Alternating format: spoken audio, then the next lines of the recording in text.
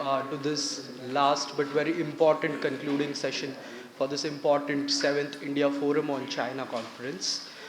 Before we could begin with this session, may I please invite Professor Jabin Jacobs, Professor Aravind Yelery, and Professor Parimal Maya Sudhakar to approach the dais and take the chairs.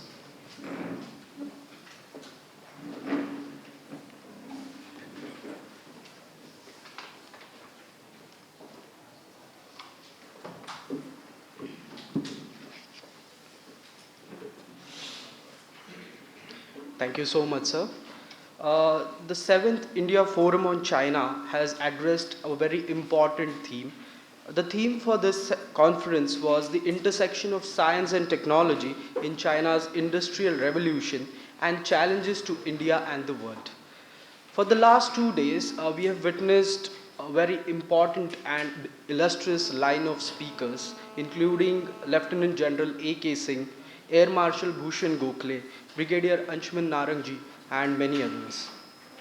Now, in this important conference and a very timely theme, may I now request Ms. Neerja Krishna, student of MIT School of Government, to kindly come forward and express her views. Ms. Neerja Krishna.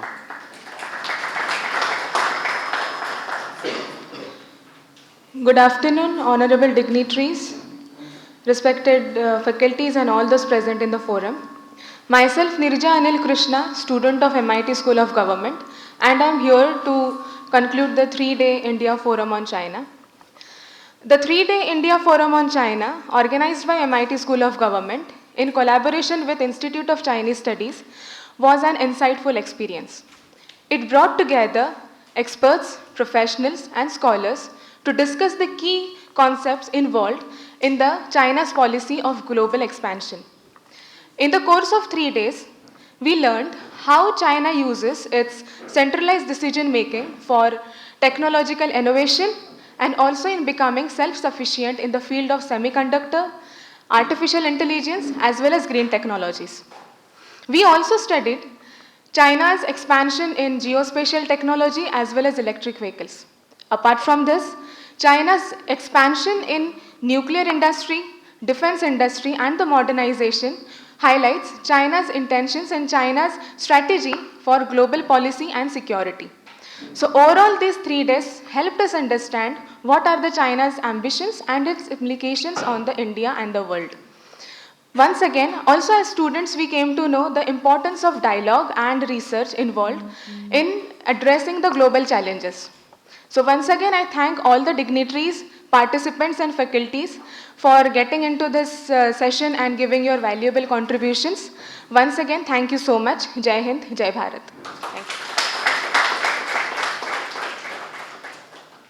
Thank you so much, Neerja. Indeed, important highlights from the last 2 days.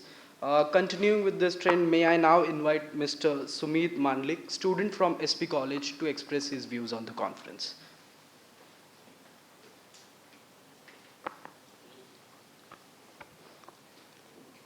Hello, my name is Sumit Mandlik from SP College. इन 3 दिनों में India foreign China 7 session में मैं बहुत सीखा और mostly हमारे TYBA में foreign policy में इंडिया चाइना रिलेटेड सिलेबस में दिया हुआ है और इन 3 दिनों में nuclear policy and technology India and China related और ये हमें सीखने के लिए मिला और इस सेशन में हमें डिप में सीखने को मिला और ये 3 डे मेरे लिए बहुत अच्छे रहे और फ्यूचर में फॉरेन पॉलिसी या इंडिया चाइना रिलेशन के बारे में कॉम्पिटिटिव एग्ज़ाम या हमारे सिलेबस में ये है प्रिपरेशन करने के लिए मुझे बहुत प्रिपरेशन बहुत अच्छी से होगी इस सेशन के माध्यम से और मैं इस स्कूल को धन्यवाद कहना चाहूँगा. Thanks to invite me.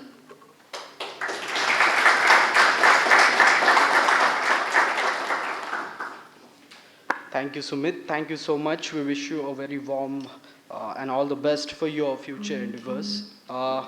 May I now welcome Mr. Soham Deshmukh, student of MIT School of Government, to please come forward and express his views.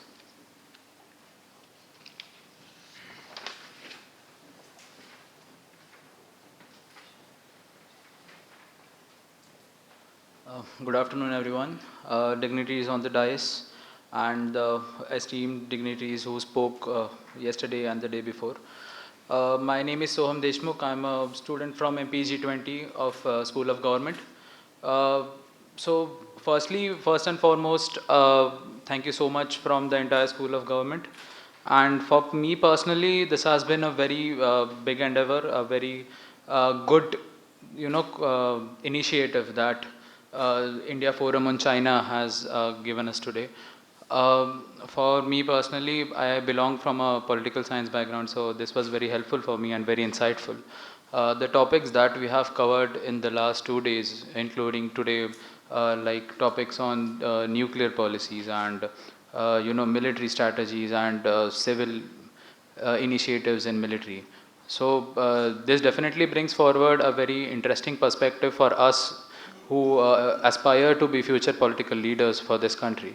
I hope that we all can take something important from this and bring forward a change to the country that we all aspire to see. Thank you so much.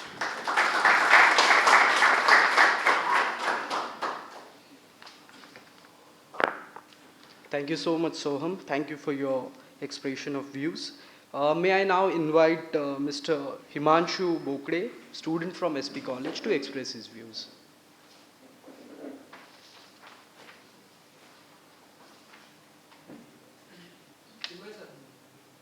Uh, good, good afternoon to all dignitaries on the dais and respected participants. My name is Himanshu Bokde from SP College. Last 3 days was very fruitful for us because we learned about lot of things about China and India, like how to evolve China, science and technology in military, as well as how to evolve China in the industrial, and as well as I mentioned, all speakers are outstanding who are speak here. Thanks to thanks to MIT School of Government to invite us. Thank you.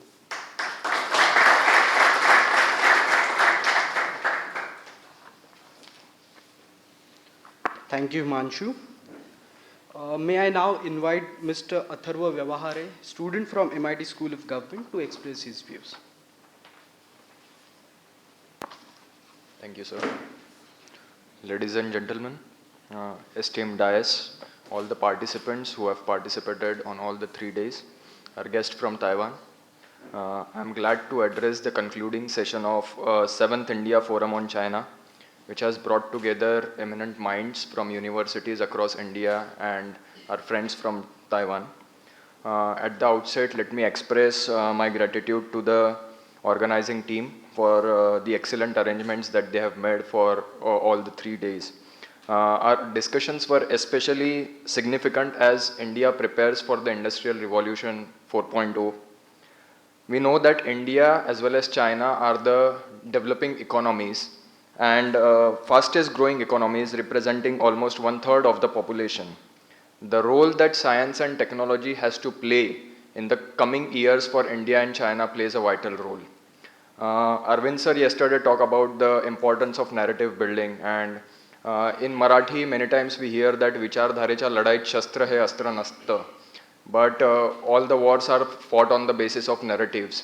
So I think cooperation is the means that we should move forward. Global politics is derived from how technology is developed. But we should focus on cooperation and build the technologies for common interest of the humanity. So that is the way we should move forward and build the international or bilateral relations.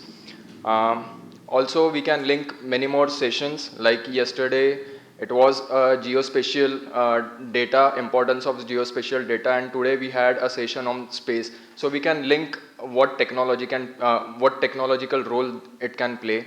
And also one more important technology that is vital is biotechnology and genetic engineering. We could also focus on that technology also. So yes, the cooperation is the way forward. That is the conclusion. Thank you. Thank you.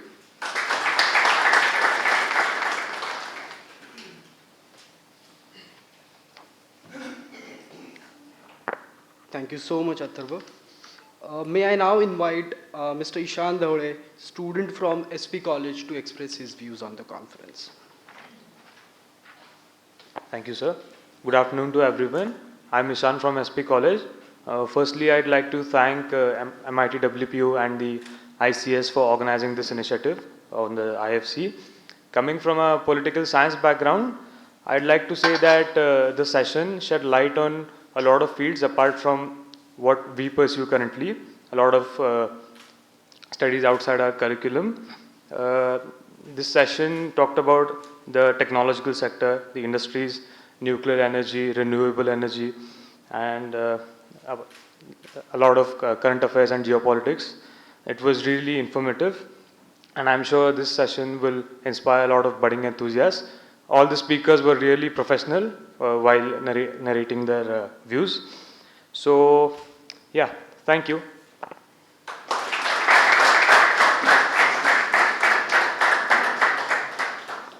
Thank you so much, Ishan. May I now invite Mr. Prashant Vaidya, student from MIT School of Government, to express his views on the conference.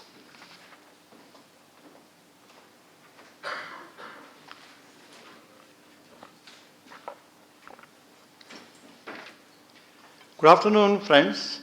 First of all, I thank MIT School of Government and our Parimal sir and all the faculties. The sessions were very well planned and done with good participation from all the students, means from SP College, from MIT, SOG.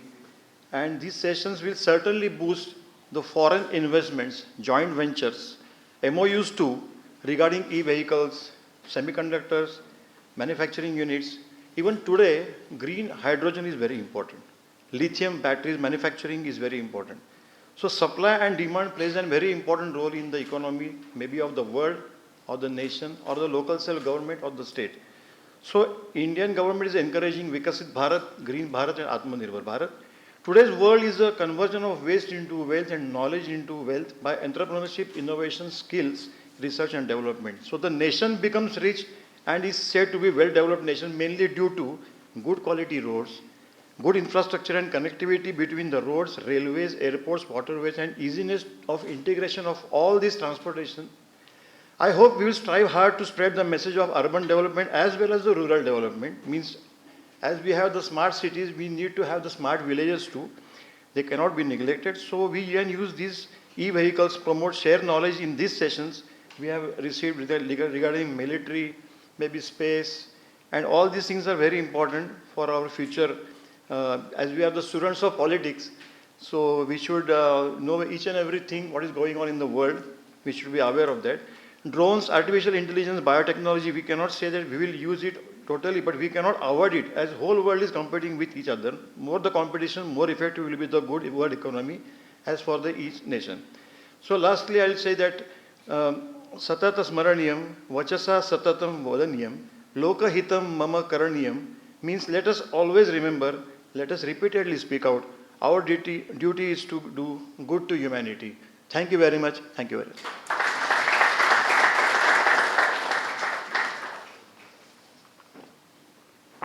Thank you so much, Prashantji. Indeed, some vital suggestions and insights from you. And we'll make sure that as we conduct the next conference in the near future, we'll accommodate some of your suggestions as well. Before moving forward, may I now invite Mr. Deepak Mahajan, student from SP College, to express his views on the conference. Good afternoon to all of you. Since our childhood, we have always been told that China is a rival of India, but this was my misconception, and maybe this is misconception of all the people because here are so many areas we are cooperating with each other, India and China. And in our India it is said that in Marathi की अडचण आली की नेहमी बाजूचाच काम येतो म्हणजे it means any problem comes to us, immediate neighbor comes first to help us. So it is so much good experience for me, and thank you so much MIT College for inviting me. Thank you so much. Thank you so much, Deepak. Now, before we move forward, may I now invite Professor Dr. Aravind Yelery, sir, to please felicitate Professor Dr. Parimal Maya Sudhakar, the conveners and the co-conveners of the 7th India Forum on China, respectively.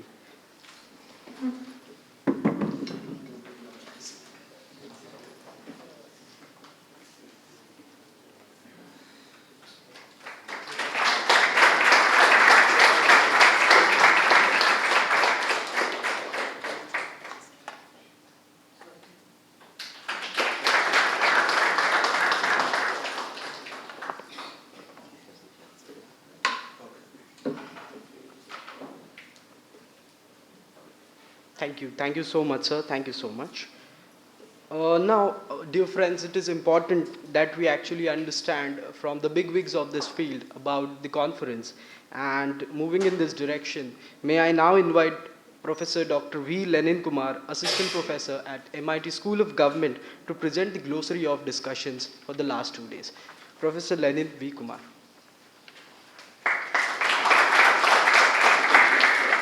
Thank you very much, respected dignitaries and dear students. I think most Dr. Aravind Yelery will going to speak about the reporting of this conference. But I am going to express few of my observations regarding this conference and about the ongoing issues about China's and the articulated challenges for India. I think it's always when we talk about technology and development, the great power rivalry always bring out the best in technology. Whether it's the 19th century, the power rivalry between the France and England brought the great technologies to the modern world, or we can see about the Cold War, where it's brought out one of the most innovation and technology, and also brought the destruction weapons also, where the modern technology it's started from there. I think the new great rivalry which we are witnessing with the rise of China and US also will lead to more innovation and development, like the space of medicine, space, other technology. And one of my another comment about most when we're talking about China and we're talking about India and the military, and I just few points like when we look at the spending for military, officially as per the 2023 data, where the China spend around 296 billion, where India come forth spending 83.6 billion. We already have a 200 billion shortage, where the US it's almost spending $1 trillion in the economy. So the competition and the rivalry itself is a very it's a very gap and it's asymmetrical. And the other issue which I found profoundly, I believe, when we are discussing about India-China rivalry and other issues, where India lacking, where we should be seeing through is basically about infrastructure development and basic infrastructure and industrial development. As per the 2024 projection about India's economic growth, it is 5.5. Out of this, only 9.5% is contributing in industrial growth. But where the China industrial growth, it's 38.3 GDP and the overall GDP, which itself shows how much India is lacking to. We have to catch up towards when we want to face up this rivalry, or we want to have an equal partnership. And in finally, one of the other key observation I found for this thing is the most importantly when you talk about civilization and culture, I think in terms of framing the foreign policy, we can give a justification for making a foreign policy. China is saying 100-year humiliation, so this is our time to rule. And so that gives them a justification to expansion based on their economic development. And where India claiming they are a Vishwaguru, basically the leader of the knowledge of the world actually. how much it will help India to achieve, whether it's just a rhetoric, will it help, or whether it's help India to go to the stage, or will play a key role in the great power rivalry, or it will be used as a pawn during the great power rivalry. And it's one of my other observation I like to say, when people are saying, in terms of technology, which we keep on hearing for last couple of years, talking about China is stealing, China is copying and copying. I think historically, the technology, development, innovations always taken from one to another country. It's not only to, given to one particular country, which we all know that. So I think this conference for a students really, I think the graduate student, master student, it really helped, because to understand the relation between the China and the Chinese development and economical technology development, it will help you. Rather than just reading few newspaper and listening to the news channel will never going to help you to understand the grand understanding about what is happening in the world level, and particularly about China. Thank you all the experts and the students and teachers for expressing your views and giving your insightful and wisdom and knowledge. Once again, behalf of MIT School of Government, and thank you all. I thank you students and the faculty. Thanks.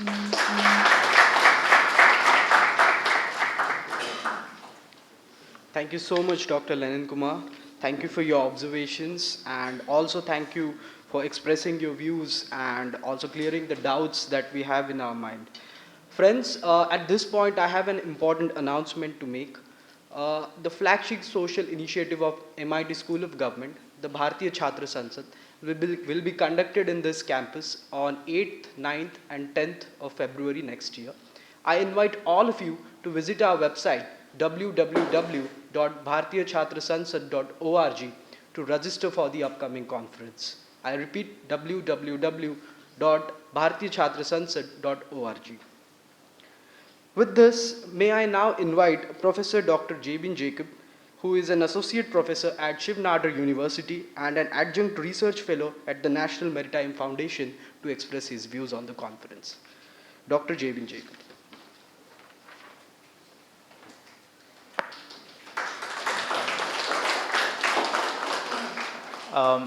Thank you. I'm going to do three things.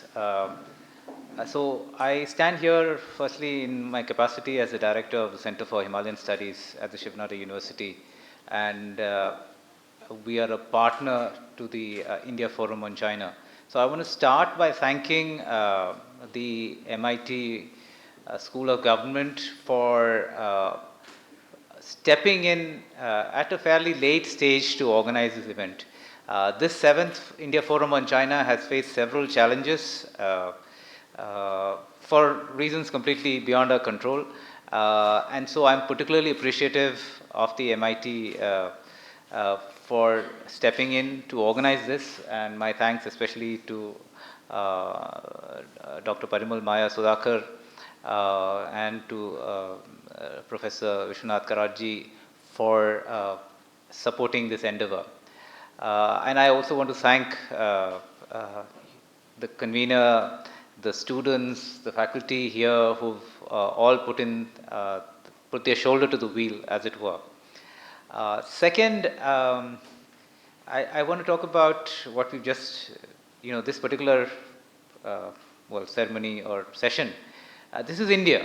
We have to do things differently. And frankly, this is the first valedictory session in which there is no valedictory speaker, but the series of remarks by the students. And I'm completely sold on the idea. Frankly, I think this is a great innovation, and all credit to you guys for thinking out of the box. I mean, in India, we need to do things differently because our conditions demand that requirement. I wish we could also hold these conferences not just in English, but in multiple local languages, the idea of simultaneous translations, etc., so that this goes out to a lot more people. I mean, we are, of course, recording it.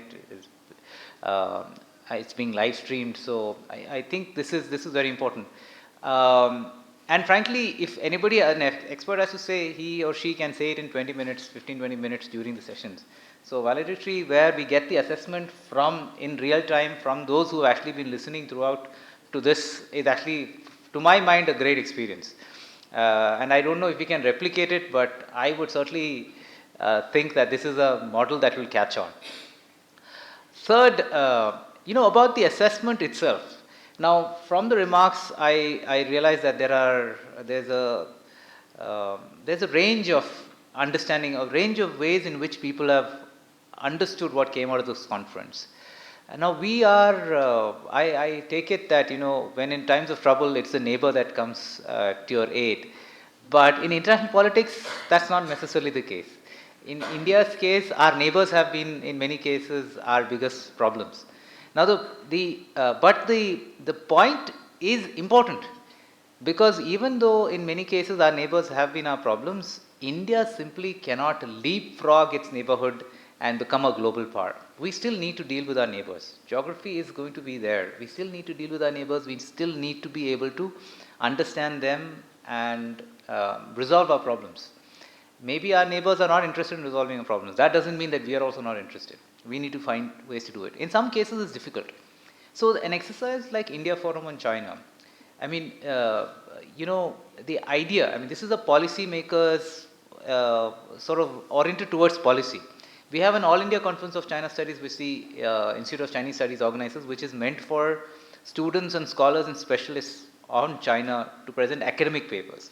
This is a slightly more policy-oriented forum where we have diplomats or men in uniform, practitioners, everybody coming together. But the idea still remains the same, that we need to be able to understand China in order to frame our policies. And so, unless we put in the effort to analyze, I mean, when we have a problem with somebody else, that is all the more reason when we should be trying to understand, putting in the extra effort to study China. We have 3 colleagues from Taiwan. Who has a greater problem with China than Taiwan? So I think our Taiwanese colleagues understand China a heck of a lot better than yeah. So the other thing is, look, since we have what you call the tyranny of the English language, we study everything in English, and one of the problems from studying everything in English is that we are used to a Western perspective on things. We do not have the confidence to put forward our own perspective on China. But it is Taiwan, it is India, it is Japan, it is Vietnam. These are the countries who face the Chinese challenge day in and day out on our borders. So it is perspectives from India, from these countries, that we need to be able to understand and put forward more confidently, so that this informs other understandings or studies. We need, of course, a give and take. So I think this is something that, hopefully as people entering government or political life in the future, you will keep in mind. And by the way, a big responsibility for all of you, especially those in the MIT School of Government. One of the reasons why China studies, forget China studies, Pakistan studies or any international relations doesn't take off in India, or security studies doesn't take off in India, is lack of resources. The government thinks government knows best. And in a democratic country, I can stand and say government doesn't know best. Okay? Government needs to be informed by expertise, and government needs to support expertise outside its 4 walls in order for creative views and understanding to come through. Otherwise, you'll have this one view on China, or one view on Pakistan, or one view on the United States. That's not helpful. All right? And so you guys have a big challenge ahead of you if you are entering government or political life. How are you going to be able to get the best input?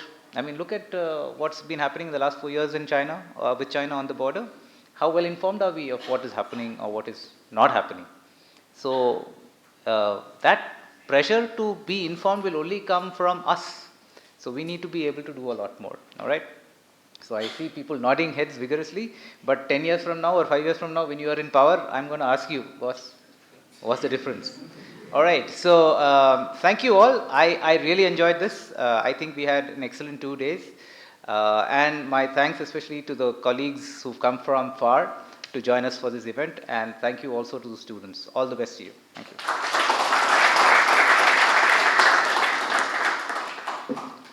Thank you so much, Professor Javin Jacob, for your remarks. Indeed, it was a wholesome two-day experience for all of us, especially in the coterie of intellectual and scholarly people that we have had. Next up, I would now like to invite Professor Dr. Aravind Yelery. He is the convener of the seventh India Forum on China, an honorary fellow at the Institute of Chinese Studies, and associate professor at the Center of East Asian Studies, Jawaharlal Nehru University, to present the conference report. Thank you. A couple of more points what I will just introduce, and I'm also alumni of SP College. So most of you do not know actually. I was also taught by Dev sir, Sanjot ma'am also was there. So most of you who come from SP College, thanks to you, thank you very much for joining it. So what I was there, 27 years back from there to now, so you can see that journey. This is very important. I think that's what matters the most for me as an important takeaway. There is another connection. I taught in MITSOC, the first batch I taught here as a guest faculty. That's the second, small glimpse to tell you what's my connection. The third connection, the three people sitting here are the classmates. Year 2000. From year 2024 until today, we have been really integral to China Studies IR. We did not deviate like a missile deviates like a crow, okay? Missile has a trajectory it has to follow. And we followed our trajectory like a missile, not like a crow. So that's very important for all of you sitting around the table. And also, it's important that what you start doing it, please pursue it. Till the last minute you drop, you again rise and do it. That's very important for a lot of you. Now I come back to these ceremonial part of me presenting the report. Most of you have learned a lot. As a convener, I have also learned a lot, and I think every version of India Forum on China has been absolutely different for all of us.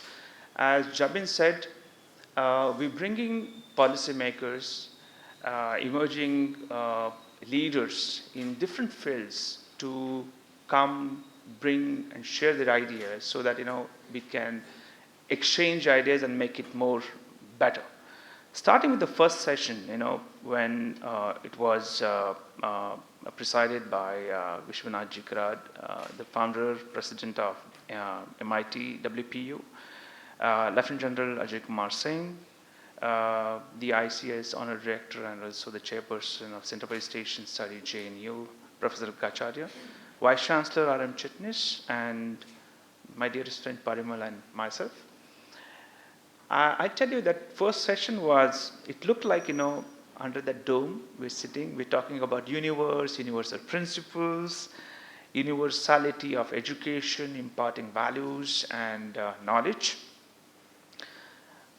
Apart from that, I would like to also say that what we spoke yesterday and today, it is not only the universality of education principles, but also the universal realities of existence, survival.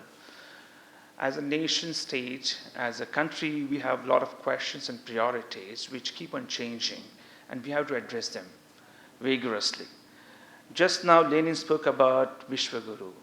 Yes, I do not really conflict that. But when a country is becoming a $5 trillion economy, our share in education is decreasing, and then you see the three people over here with 24 years of integrity coming back to the grassroots and sharing their information, sharing their knowledge, sharing their expertise. This will make us Vishwaguru, not by reducing the budget in education. And being an academician, I am supposed to be critical, and I am critical over here. And that would take us ahead. And it is the responsibility of every one of us, what was told and shared in the first session, we should make it practically operationable in our daily lives. We need to understand what are the pitfalls, conflicts we face today, right? A lot of expertise have talked about, some of the screens we were watching, the the screens, LED screens, the technologies we are importing. We're building our own capacities also. So when we talk about high, about 9 realms, 7 realms, 4, 5 realms, we talk about beliefs, we talk about faith, mind and brain and whatnot, we have a lot of challenges in the existential form. Yes, we should have good neighbors, but if the good neighbors are not good with you, I don't think there is a straightforward answer to that, right? So I think that was the first session which was very important, which brought out important questions pertaining to why exchanging ideas are necessary, engaging with your adversary is necessary, but also rectifying your analysis about your neighbor is also necessary or important. Moving to the second session, which was chaired by Marshal Bhushan Gokhale. This was something very unique where we talked about centralized decision making, technological self-sufficiency and innovation. And this was really fantastic session because Venkat, our senior in JNU, a faculty at IIM Indore, he did the best job of laying down entirely the scenario, what is in front of us. Talking about how the centralization talk about decentralization. Now, that looks a little bit oxymoron, and that's, I think, is a thought-provoking. You have to question yourself. See, important thing, what we forget is, when you innovate something, when you invent something, what you do the first thing? You question the existing setup, right? In China, if they want to innovate and invent something, they do not let you question something. And they still want you to be disruptive in thinking. Now that becomes actually super oxymoron. If you are not asking a question, how can you be innovative? But the state, which is run by the party, wants individual to question, but there are limitations to those questioning, right? So this is something important to understand. China wants to keep the country in motion. CPC wants country in motion, but not allowing people to question, not people to be argumentative. The first thing what we do in India is we are argumentative. We argument with parents, with teachers. We make jokes on gods also. We are super argumentative. This argumentative brings the critical faculty, and that critical faculty is being, kept alive. This is very important in us. Can we think that same thing happening in China? Possibly not, right? I can say possibly not because from 1949 it is not happening, right? But you see this thing right next to it when you see Taiwan. Highly argumentative country. Elections have happened 6 months on, but the parliament of Taiwan is still fighting, arguing about the budget. 6 months on. You see different culture altogether with the few, 50, 60 miles away from each other, but there's so much of stark difference. And that was brought out by the important factor in the first session. So I must thank Dr. Atul, Ms. Lin, and Professor Venkatraman for illuminating that session and bringing those important points in front of us. Moving to the second session, which was chaired by Professor Alkacharya, and Tanvi, Dr. Tanvi and Manjunath were the one who made it more interesting by talking about how China wants to be numero uno. China is a highly hierarchical country, a society. There is always a hierarchy. China might point out to India saying that you have Varna system, you have this and that, but China is having or believing in having the faith in the hierarchy. This brings me to the concept, of hegemony. China builds in hegemony and convinces others to believe in its version of hegemony.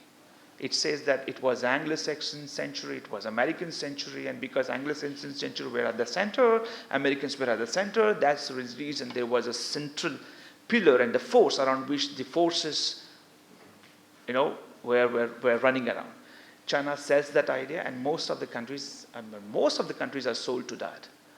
So this session was very important to underline that how China, by not accepting a lot of principles of governance, principles of sharing, principles of co-partnering with the countries, but still wants to be at the center of world affairs, trying to be numero uno. And this is something which is very problematic when China's stand or number of issues are discussed around, right?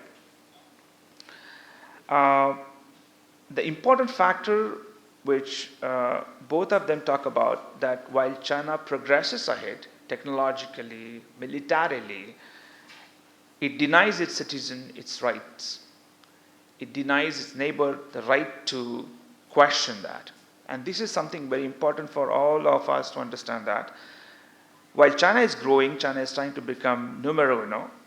It is, it is trying to reinforce its capacities in space and cyber arenas. And this is something very worrisome for most of us. Moving to session 3, where Dr. Rupak Jyoti Barua chaired the session, and where along with me, Professor Nityanandam and D.Y. Pranav were part of the session. This session, I felt in between that I should also jump and chair the session, because I wanted to comment and speak so much. This is something unique, because when we talk about the technology, when we talk about green innovation, when we talk about electrical vehicles, there are dualities when it comes to India. If you see from year 2000 and until now, our dependency on China has grown, the trade dependencies, and especially whatever materials we require from China to make ourselves, Atmanirbhar. I'll give you examples, and I think most of those discussions came in this session, were reflected in this session. The moment India catches up with China, China has moved up to the next ladder. And when India moves up to that ladder, China would move up to the next ladder. China is ahead of India when it comes to innovation. I'm not saying invention, innovation. When it comes to adaptabilities. Today we talk about, no, we are not buying the low-grade plastic, low-grade glass, low-grade silica from China, but what we buy high-grade is also coming from China, right? 90% of the laptop plastic, which is a high-grade plastic, which we make in India, is imported from China. So it is important to understand that by the time you innovate something, you are happy you have innovated something, but there is something much has been innovated much before you, then you try to match that gap, and then you realize that, oh, I still fall short. This is important. This is, this is the cycle, multiple cycles India has gone into and has to cope up with. We have about 100 billion of plus trade, 125 to 130 billion of US dollars of trade. But the widening of the trade deficit is certainly worrisome to us. And then that really brings back us to the question that, are we really innovating? Are we innovating a timely manner? Time is the crux, and we have to catch up with that. Coming back to the sessions, and then especially the fourth session, the last session today, it was amazing. I think the chair was really struggling to find adjectives, one after another presentation. It was really amazing. That really created the new scenario in front of us. How do we really understand challenges? The presentation by esteemed Professor Shan and Dr. Lee was amazing, because the way they have put down and discussed about the military-civil fusion and the impact, and the way the industrialization is happening, it's quite important. Most of us, we do use products which were created by the defense. Pressure cooker, Teflon, right? Most of the Teflon products which we use were used in the aircrafts. When the pilot used to move the rudders, they wanted a material to cover the wire with the Teflon so that it doesn't really get caught fire, right? And then protects the the castle, right? That is actually the technology which was produced by the aircrafts. But what is happening in China today is that everything you talk about, and especially the term which was used, the demand and supply, and that was used in different contexts. Lenin used that term, or somebody used the term. It is the state which creates the demand, and it is the state only who supplies it, right? The state creates a demand calling there is a threat, and then the state asks there's SOEs, and then the private enterprises, please come forward to meet it. It is the state generated demand and supply. This is not only in narration, but this is also in the production. And that's where you realize it, that civil military fusion is becoming so much of a real character, the way Chinese industries are performing and are rising up to the challenges. And this is not only about the satellite, or the presentation by Brigadier Nara. That was like blitzkrieg. That was like a lightning. And then we are like, I felt like I'm an intern in China studies. And then you really understand that how much you need to do. You need to understand and learn, unlearn and learn. Civil military fusion is something every one of us understand. It is not only, if you believe that it is the Chinese industries who are independently innovating, no, that's wrong. And if you think that it is the economic pressures, that's also not correct, right? So that session is also something which helped every one of us to understand the nuances of the industrial landscape in China, and how that has been instrumental in helping the Chinese industries, helping the Chinese military, and helping the Chinese party and the legacy to carry forward it successfully. So at the end, let me again quickly thank and also wind up by saying that the theme of intersection of science and technology, and then its role in changing or maybe influencing the world affairs, and especially creating the challenges for India, was important part of the forum. But also we did not stop at this position, at this point, but we need to take it forward and discuss the different aspects of this in the coming future. Couple of quick announcements. I haven't taken the permission from our co-sponsor, Vishwanath, the Institute of Eminence and Deemed University, and the Center for Himalayan Studies. The director is sitting here. Then you have Parimal Sudhakar, who has been instrumental in running the MITSA programs and motivating most of you. We are in a situation, and we are thinking to formulate something like this, and an event annually to come back to you again and institutionalize in one other form. Secondly, we want all of you to please reach out, every one of us who have presented the papers here, for any queries you have. And please, sorry for my Taiwanese friends and others also who do not follow Marathi, जर तुम्हाला इंग्रजीत लिहिता येत नसेल तर मराठीत लिहा, मराठीत बोला, लाज वाटायची अजिबात गरज नाही. तुम्ही बोलणं हे महत्त्वाचं आहे, ते कुठल्याही भाषेत असो, मराठीत असो, हिंदीत असो. So what I told them is that language is not important here. If you cannot speak in English, please write to us, communicate with us in any language. You want to communicate me in Kannada, Hindi, Telugu, Chinese, French or Marathi, please come forward and do that. Please, knowledge is very important here, not the medium of language. Okay. So thank you once again for MIT. Thank you once again to Vishwanath for making this event a success. We look forward to the 8th version of IFC next year. We have already started planning since yesterday. So yes, we look forward to seeing you again. Thank you so much.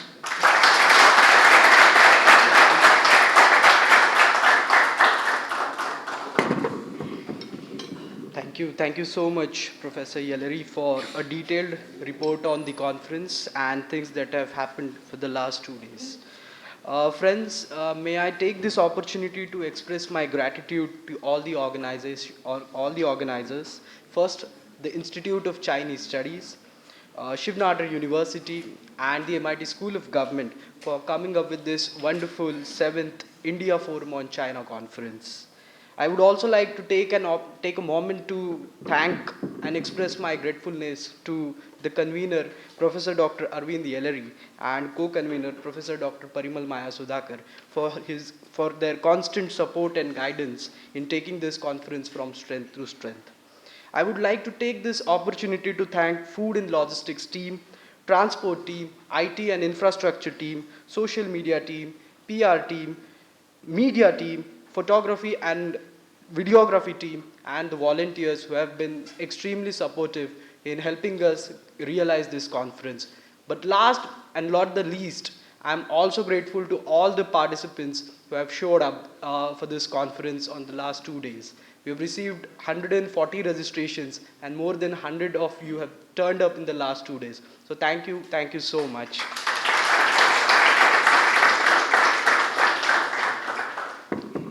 Friends, as we move to the last segment of this session, may I now invite Professor Dr. Parimal Sudhakar, co-convener of the 7th India Forum on China Conference and Associate Professor at the MIT School of Government, to express vote of thanks. Professor Dr. Parimal Sudhakar. Thank you. This is extension of the vote of thanks that Chinmay has proposed.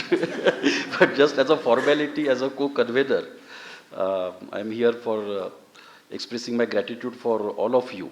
And I would like to pick up from what Aravind concluded, that the theme that we have discussed, when for the first time Aravind told me that the theme of this year's forum is this one, intersection of science and technology in China's industrial revolution and its challenges to India and the world. So I thought that yes, this is also an aspect that we all should study and we all should know about it. Now, after conclusion of this forum, I'm in a position to say that if we want to understand China and if we want to tackle China, I think science and technology is the most important aspect that we really need to know about China, that what China is doing in this particular field, in this particular domain. And therefore, it is not also, but it is the aspect that we must study about it. This forum has brought to the fore several issues that are important regarding China, what China is doing in the domain of science and technology, and how we really need to look at it. So when we talk about the theme of the entire forum, we basically talked about science, we talked about technology, we talked about industrial development, and then China, India, and the world. So there are so many things that in last 3 days we have put it together. And the presentations that have happened in last 3 days, the intensity of all those presentations are also reassuring that we are certainly in a position to come out with some kind of a publication based on the proceedings of this particular forum, and that is something that we would like to see that this is happening soon with the cooperation of all the panelists, all the chair in this forum. And therefore, while we will be concluding this forum, but the outcome of this forum is something that certainly would also come out in the near future or so.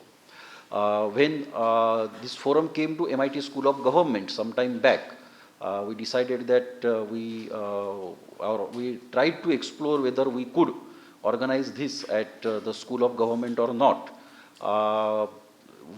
My first instinct, gut feeling was that yes, we must organize it at the School of Government, because at the MIT School of Government, what we believe is that this is a school to train political leaders, the budding politicians. And for them, we consider that everything under the sun is important to know for them.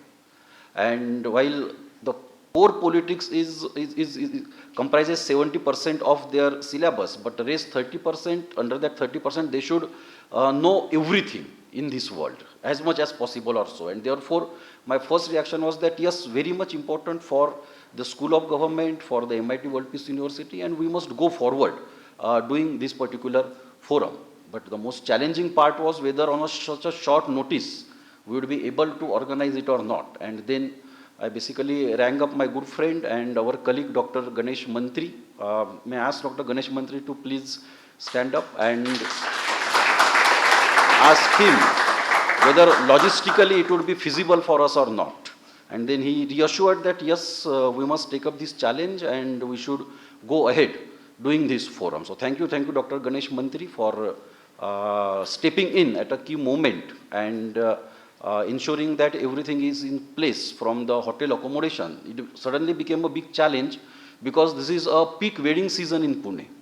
And became the problem to find out good hotels. Those who plan their weddings, they plan it minimum 6 to 8 months in advance. Believe me, and muhurtas and holidays and the weekends, all of them became very important in the wedding planning in India. So many good hotels were booked. It became difficult to get accommodation also. But somehow we managed to do it, transportation, food arrangement, etc. So all those things have fallen in place because of our good team. I must take name of Ame, Chinmay, Harshal, Datta, Akash. All of them have cooperated very well in organizing this entire event. We have a small team of researchers, and all the researchers also chipped in and contributed in organizing this forum. Another challenge for us was that all our students and we also were quite busy with the Maharashtra Assembly election. And the result of that election came out only on 23rd of November. So it is only after a week after that we really were able to put up all our efforts in this particular direction. Our students were on the field working in different places, etc. So they came back only after the election results, and with the help of them we were able to put the things in place and have this forum quite successfully. To much of our surprise, the response that we received from our own students and from the student community and scholars in the city of Pune was really amazing, quite good response. When we opened up the registration form, we had to close it when we got around 138 registrations, and we thought that, oh, that's too much of it. We may not be able to handle more than this at this point of time.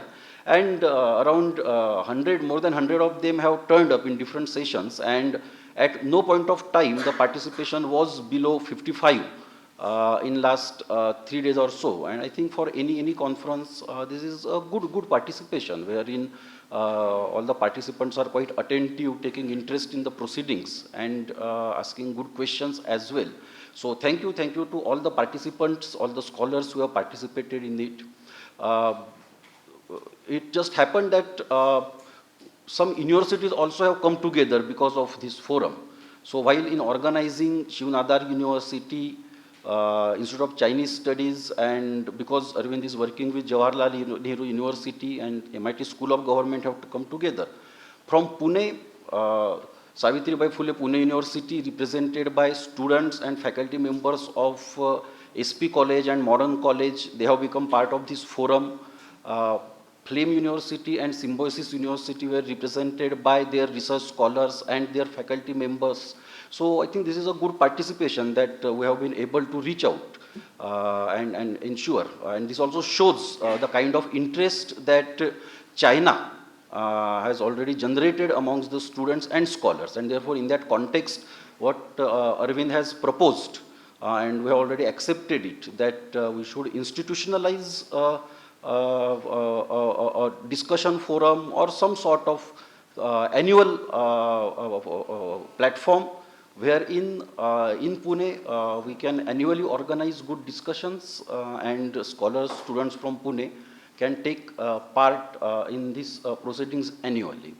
And in the end, I would like to thank our founder, Rahul Karat, who has founded this MIT School of Government in the year 2005 with the objective of training young students to enter politics. And his simple motive was basically to generate a goodwill amongst the students about politics and to encourage them to join politics. And this is the 20th batch of the School of Government, wherein the students who have taken part, taken admission in this course. All of them, they want to join politics in the near future, or some of them are already in the politics.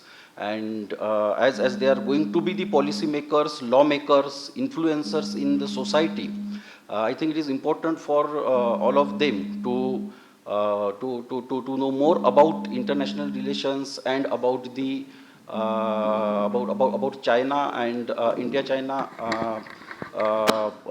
relations as well also.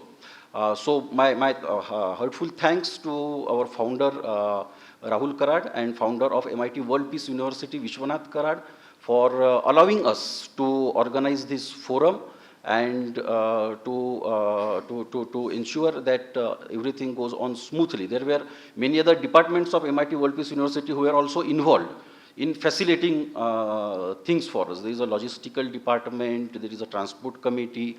So all of them also cooperated, and therefore we were able to organize this particular forum quite successfully. So thank you everyone for being here, for being very attentive and participative. And as Aravind and Dr. Jabin also has appealed to all of you should be in touch with or in conversation with the scholars who have presented here, made presentations on different aspects here. This is not the only thing that Shiv Nadar University or Institute of Chinese Studies or MIT School of Government we do. There are a lot other things, so get connected to all these institutions on the LinkedIn and on other social media platform also, so that all of us could be in a constant touch, and this entire partnership can become very fruitful in the near future as well. My special thanks to our friends who have come from Taiwan to participate in this forum and for your valuable inputs in this particular forum. And we are looking forward to this partnership in the near future as well. So thank you so much. And with the permission of chair, with the permission of the convener, now I would like to declare that the 7th India Forum on China reaches its conclusion now. Thank you.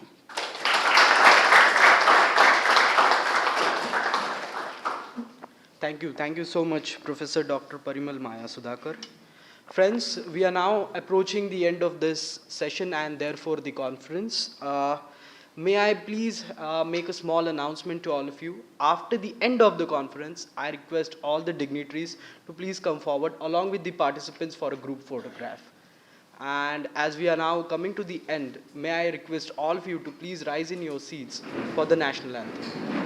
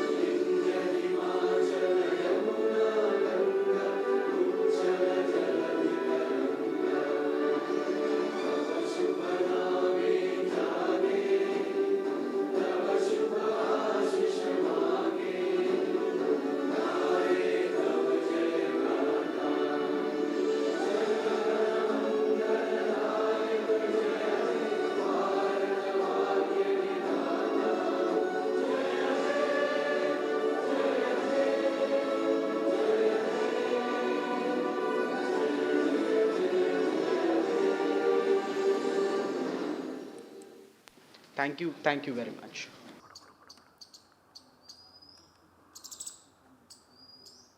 Wait.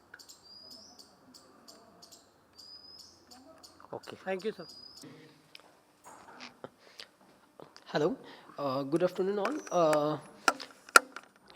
Today, it's an honor to join this Indo-China Relation Forum, and the session were very fruitful for us, and especially for me, it is very significant because this is my domain to have a career. Therefore, I thank to MIT College of Governance, and there was such amazing experts, and I gained a lot of things from them, and I learned a lot of knowledge. So therefore, once again, thank you for organizers. Okay, rolling. First of all, I would like to thank the MIT School of Government to arrange a successful India Forum on China program. Also, I would like to thank the Indian Chinese Studies Organization as well as the Shivnadar University for facilitating this program. Before this program had started, I had a just tip of iceberg knowledge about China's industrial sector or as a whole China. But currently, what I have heard from these distinguished speakers, I have enriched my knowledge regarding China's policies, and now I will try to process how India will lead this process. India will learn from these lessons from China and will way forward to be the global power soon. Rolling. Yeah, good afternoon, everyone. This is Srushti Sontake. I am an alumni of SP College and a assistant professor at Modern College, Pune. Everyone here had their own reasons for attending the conferences. I had mine. Firstly, I am an international relations enthusiast. Secondly, I was very much keen to know what is going on with the neighbors, that is China. China is a very interesting neighbor that we have. We have frenemy kind of relations with China. And thirdly, I was very interested because we had Taiwanese speakers, dignitaries in this conference, which really interested me to know their perspective on China. The fact that the Taiwanese are going to speak on China really interested me, I would say. Then again, I am also an aspiring researcher. So this entire session, conference on the India-China Forum has been really enriching for me. I got really nice content. I would say 1/4 of the literature review part has been covered. We had comprehensive and diverse topics like nuclear perspective on China. Many dignitaries also spoke on the military perspectives, and many more points were covered, and I felt that this was a very comprehensive, and I really thank the School of Government and MIT for this opportunity. Thank you. माझं नाव संकेत घुले, SP कॉलेजचा student आहे मी पण. India forum on चायनाने एक खूप वेगळा perspective दिला आहे. आपली व्ह्यूज खूप एक लिमिटेड होते माझे इथे सुरुवातीला येताना, की इंडियाच्या आणि चायनाच्या रिलेशन्स खूप कॉन्फ्लिक्टिंग आहेत. बट या फोरममध्ये कळलं की चायना कसं इनोव्हेशन्सला जास्त हेल्प करतं, इनोव्हेशनसाठी प्रोग्रेस करतं आहे, आणि AI वगैरेची कशी हेल्प घेते त्यांच्या सर्व्हिलियन्स आणि डिफेन्स सेक्टरमध्ये, जे की मे बी इंडियासाठी कुठेतरी चायना आपण ॲज अ थ्रेट बघतो, आणि आय गेस त्यांच्याबद्दल नॉलेज असणं आपल्याला नक्कीच हेल्पफुल ठरेल. Thank you. Good afternoon, ladies and gentlemen. This is Mehak Sayed from SPA Department of Political Science. It has been an honor to participate in the India Forum on China. The meaningful discussions from yesterday and today have imbibed in us a clarity in the pressing actions. And I would like to thank the organizing committee for curating such a meaningful forum with such diverse perspectives. Thank you for the opportunity.